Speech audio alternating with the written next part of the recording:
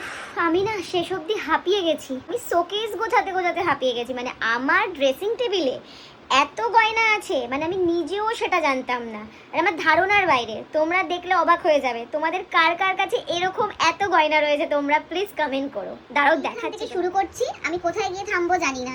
মানে তোমরা দেখেও শেষ করতে পারবে না, তোমরা গুনেও শেষ করতে পারবে না। আমার কাছে এত গয়না রয়েছে, আমি তাও বলি যে আমার কাছে কিছুই নেই, কিছুই নেই। মানে ঘুরতে যাওয়ার সময় আমি তখন গয়না খুঁজি বসে বসে। অ্যাকচুয়ালি আমি আমার ড্রেসিং টেবিলটা গোছাচ্ছিলাম, বাট গোছাতে গোছাতে যে আমি এত জিনিস পাবো আমার এটা এক্সপেকটেশনের বাইরে।